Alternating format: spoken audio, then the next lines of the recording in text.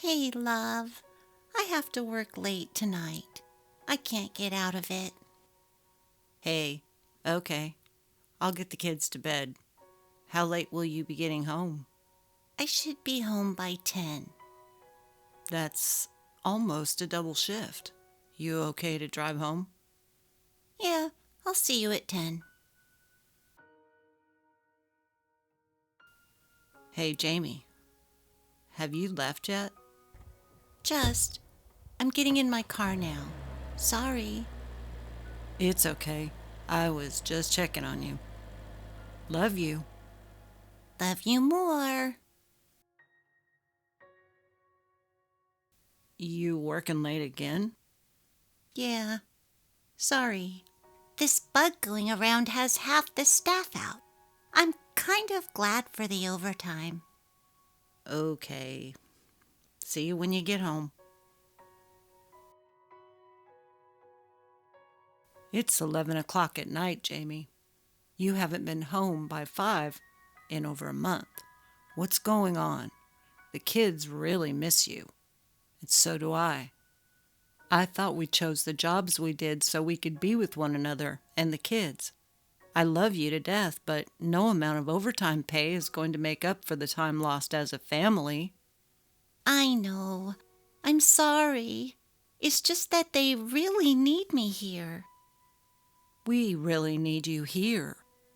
I won't work overtime next week, okay? Just think what we can do with the overtime money. Maybe go on a family vacation or do a little upgrade in our kitchen. That would be nice. But it's tough when Maggie's crying because she hasn't seen Mommy in weeks except hello and goodbye in the morning before going to school. She's only 6, Jamie. And Christopher. He's 10, but he still needs to see Mom from time to time. I'll be home in an hour. I'm sorry. I really am sorry, okay? Jamie, it's 7 o'clock. I hate to nag you, but you promised last week that you wouldn't work any overtime this week. What's the deal? You were due home an hour and a half ago. You are nagging. I'll be headed that way by 8. And tomorrow night? I'll do my best to be home by 5. I won't hold my breath. I don't want to turn blue and die. Ha ha. Sam, I know I promised I wouldn't keep working all the overtime, but there's a good chance I'm being promoted to assistant manager. That should really help out with the finances. Our finances are fine, Jamie. Having you here is more important. With my income, you wouldn't even have to work unless you wanted to. And I know you love your work, so I'd never ask you to quit. But we miss you. Ah, that's sweet. Can we talk later? I'll see you at 10. Of course we can talk later. Just please, try to get home tonight in time to put the kids to bed. Tonight? I can't, love. Seriously. Anyway, that overtime will come in handy to make the payments on that new RV we bought to use this summer. I don't even know why we bought it. It's not like you're going to be around so we can use it. Don't say that. Of course we'll use it. Love you.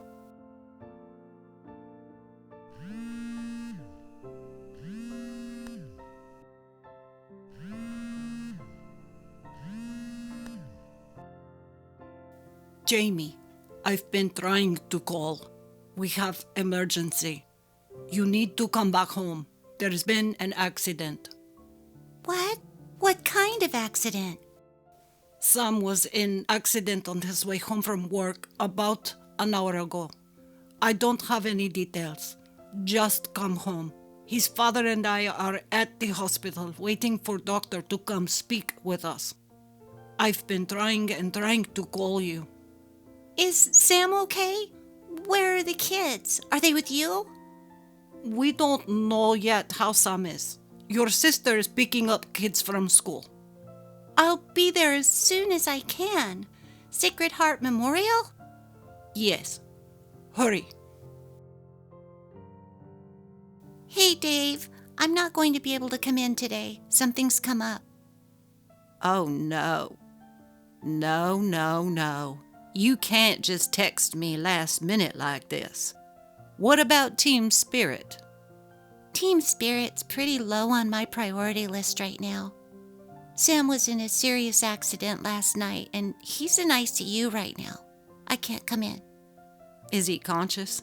What's his prognosis? No, he's not conscious.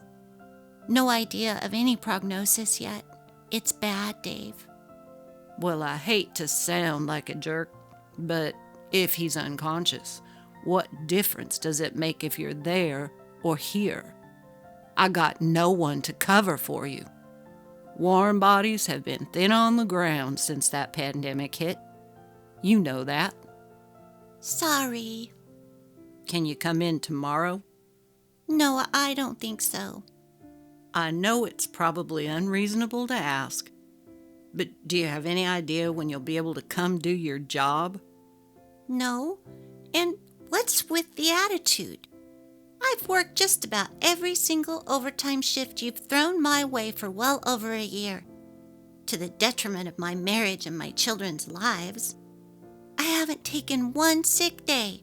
I haven't taken a single vacation day. Well, if you hadn't made yourself so indispensable, huh? I'll let you know when I have an idea of the situation here. Fine. But if you're gonna be more than a week, What? we can't wait forever for you to decide when or if you're coming back is all. Bye. Jamie is home with the children, getting them ready for school. Her best friend Caroline texts her. Any word yet on how Sam's doing? Yeah, they're moving him out of ICU this morning. As soon as the kids are at school, I'm heading over there. Has the doctor told you anything yet about his prognosis? Well, he's been hesitant to say, but I have faith. When Sam reached out and squeezed my hand a couple of nights ago, I just knew he'd turned a corner. In my heart, I know he's going to be his old self very soon. I hope and pray you're right. What about Dave? Is he still on your back about work? Yes, but I am about finished dealing with him. Over the past 14 or 15 months, I've been at his beck and call, working nearly every overtime day he requested. Never late, never sick, and yet when I need some PTO, he pulls this. Are you going to quit? You? I don't know yet. A lot depends on when we talk later today. Well, just quit. It's not like you guys need the money. Between Sam's accrued PTO, sick leave, and not even mentioning the money his grandpa left him when he died a few months ago, you guys have got to be set. You're right. We are fine financially. I just wished I'd recognized that sooner. I've been working so much it's become a habit. Like a drug or something. Maggie told me that she lost another tooth yesterday. I barely even realized she'd lost both front teeth already. How could I miss that? And Christopher's at the top of his STEM class for chemistry, without me knowing he was even interested in science. You've been working. Nobody's holding that against you. I'm pretty sure Sam is. And I don't blame him at all. I barely even know the names of my children's best friends these days. When Sam had to trade in his old Buick for a new car last month, the very car he was driving when that big SUV T-boned him, I wasn't even with him to pick it out or sign the papers. He did it alone. We've never done financial dealings solo before.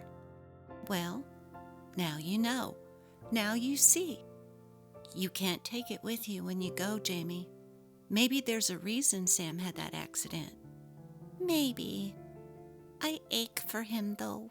He's been through so much and has a long ways yet to go. And you'll be by his side, rebuilding your life together, brick by brick. I absolutely will. Thanks, Care. This has helped me a lot. Love you, sis. Love you more. How's it going, Jamie? Hey, love. It's going great. I found out yesterday afternoon that Maggie's playing a tomato in the school play. Christopher got a score of 110 on that chemistry experiment. That's great. Hey, sounds like they're going to let me come home this week. If you could hear me, I'm screaming with joy. Cool.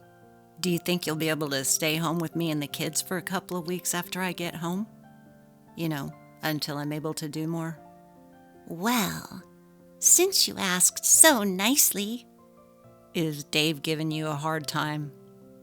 He was. Not anymore. What do you mean? Last night, I told him where he can put his job. He was being a jerk, trying to guilt me into coming in for just an hour or two. I said, no, I have the kids in bed. Then he said, there's a nice daycare near the shop that has 24-hour care. I blew up. That was the end. The final straw. I just very calmly told him that I would not be coming back. Ever. Oh, Jamie, are you sure you want to close that door? I know how important your job is to you. Was how important it was. And I was stupid. I got to the point where it was all I thought about. Not you and the kids, not my sister, not my parents or my friends. And Sam, know this. That is over. Never again. The past weeks here at home with the kids and seeing you every day has been paradise. Truly. You mean it? I do. In fact, I want to talk to you when I see you after a bit. I would like to open Jamie's Woodworking. We've talked about it in the past, but... Perfect. That's great. I'll help however I can. Thanks, love.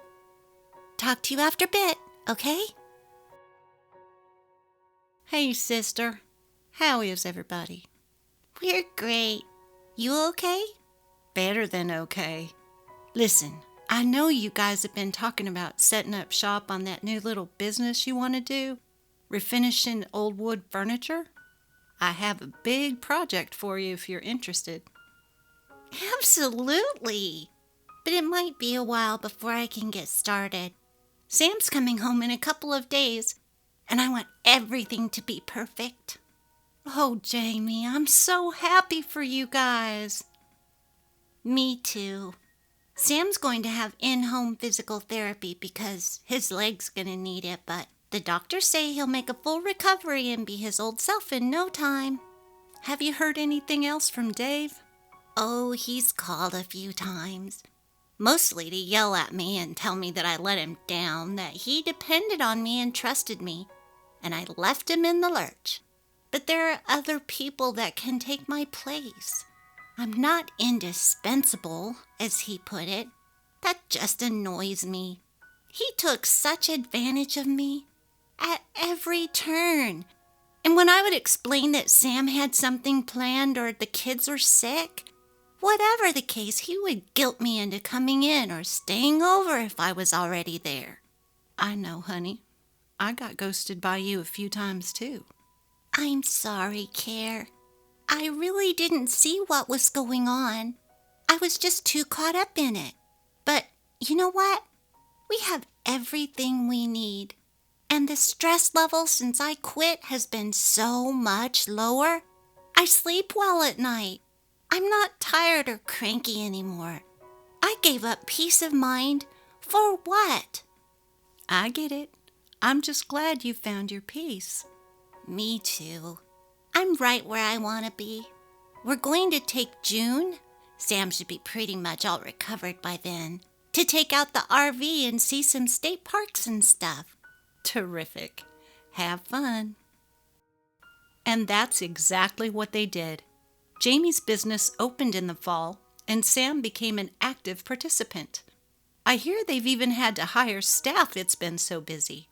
But the biggest gain here isn't the new business venture. It's that Jamie and Sam found the sweet spot. Life isn't just work. Life is family and love and knowing your limitations. We each have to find our own, and no two people are the same. For Jamie and Sam, Christopher and Maggie, having that family time together has been their family's saving grace. May we all be so lucky.